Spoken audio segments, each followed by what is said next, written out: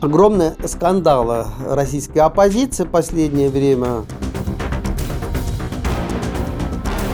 Начальник штаба Навального пишет всякие письма в Европу, чтобы там российских олигархов как бы от санкций спасти. Оскар дают там этим российским оппозиционерам. Что-то там люди говорят, что это все как бы тоже такие игры, потому что это явно для того, чтобы украинская тема не звучала, а звучала тема каких-то странных российских оппозиционеров, которые на самом деле не оппозиционеры никакие, да, которые там говорили, что Крым это не бутерброд и так далее. А люди не понимают это, в том числе, что вот такая как бы вещь, да, постоянно разыгрывают как бы карту российской оппозиции где-то в Западе, чтобы закрыть украинскую тему. Может быть, это и не так как бы важно, но мы должны просто понять суть этих российских оппозиционных как бы деятелей.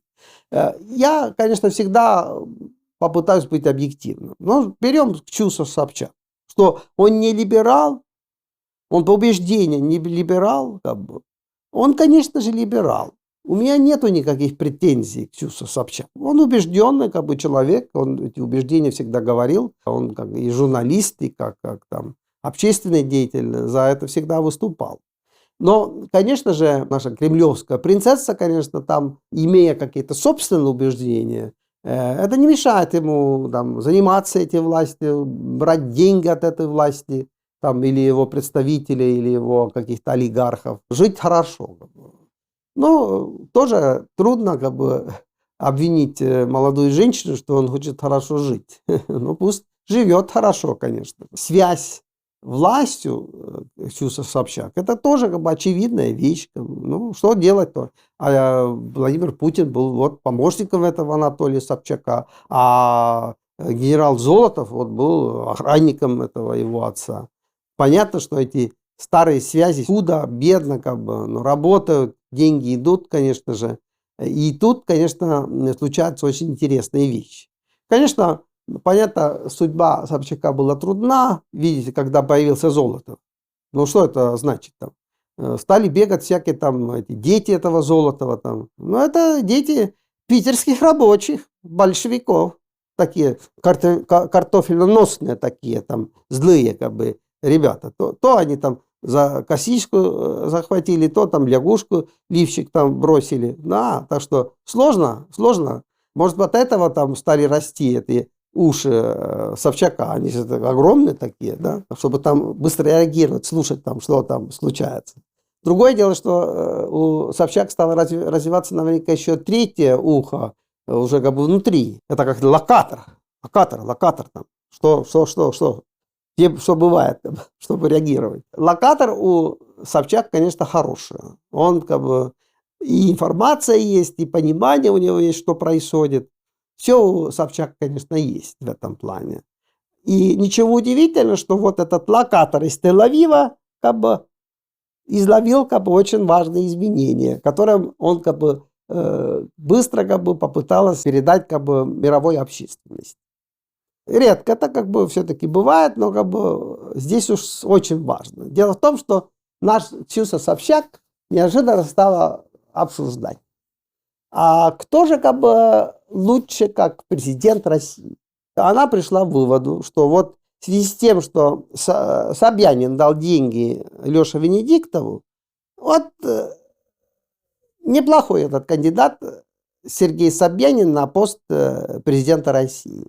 Но хотя бы Мишустин. Мишустин тоже хороший. Тоже он как бы там подходит к президенту. Мишустин, как вы знаете, это смесь еврея и армянина.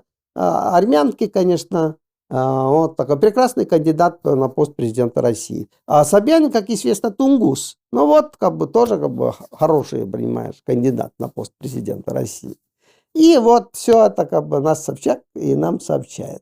Вопрос, зачем? Ну зачем Ксюса Собчак там тащить какие-то имена, с ними крутить там, как бы мозолить глаз там самым различным деятелям, которые и так паникуют в связи с плохим здоровьем Владимира Владимировича. Что-то там стало Собчаку известно, что там в Кремле что-то совсем не так. Конечно, это правда. Владимир Владимирович чрезвычайно больной человек. еле-еле держат его живым.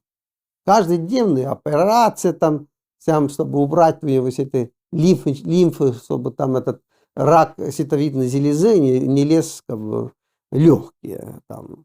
Вливают огромное количество какое-то там веществ этому Путину там и через руку или там еще через чего-то. И бедный человек там еле-еле живет. Но вы видели картину из Кремля. Путин встречаться с Кадыровым. Почему он с ним встречался, трудно сказать. Конечно, мы видели это Кадырова. Был разговор, что он отравился чем-то. Да, как бы, но если смотреть его глаза, да, там было этот, как бы, опухшие они, как бы, у свиньи, так и очень, как бы, закрытые, он ничего почти не видел там, и читал этот Кадыров какой-то текст там огромными буквами, там, и показали там специально наверняка, что вот как он читает этот текст, где огромные буквы, ничего не видит. А кто отравил там Кадырова, что случилось, конечно, мы не знаем, но что-то там решил Путин его принимать. А почему как бы это важно? Да потому что это время Владимир Владимирович был в катастрофическом состоянии. Он еле-еле там вообще как бы там мог вообще там где-то появиться, а он тут принимает Кадырова, конечно. Можно было делать какое-то фото и поставить новость, что там Кадыров, Путин принял Кадырова. А вот здесь у нас видео. Путин встречаться с Кадыровым. И прямо в ходе этой встречи как бы, нашего Путина захватывает Кондратков. Но еще не помер, конечно, но у него такие мощные боли, что он как бы изменился как бы в лице, захватился со стул, и через минуту, когда Путин, там, этот Кадыров свой маленький приветствие закончил, он рукой показал, что все, как бы, заканчиваем встречу. Он говорил, что мы еще будем тут говорить, на самом деле он просто заканчивал встречу, сразу как бы закрыли камеру и Путина увели. Его просто захватывали такие дикие боли, что он там оказалось и минуту там больше не мог просто быть. Конечно же, его лечат, как бы попытаются ввести в форму, но это, конечно, крайне, конечно, сложно делать. Вот самый последний скандал – это визит Синьпиня. Когда несколько там месяцев назад вы слышали, что Москва анонсировала, что Синьпинь едет в Москву, но было как бы ощущение, что это может быть апрель-май. Но после визита Ван И, руководителя бывшего министра иностранных дел, кто привел в Москву 12 пунктов мира Синьпиня, ну это фактически ультиматум, то после этого как бы у Москвы как бы интерес потерялся, потому что Синьпинь как бы вмешается как бы в события, когда Россия ведет наступление в Украине. И разговор был, что визита не будет. Потом снова разговоры, что визит будет там что-то там апреля-мая. И тут заявляют, что визит уже 20 марта. Понятно, что это полностью зависит от здоровья Владимира Владимировича. Они делают вот последние усилия, чтобы он мог бы там где-то появиться, потому что наверняка где-то апрель-май, обычно это и было такое время всегда, у него какие-то медицинские сложнейшие процедуры, чтобы готовить его майским уже праздникам, и он не может уже как бы там ничем участвовать. Поэтому 20 марта Синьпинь должен приехать.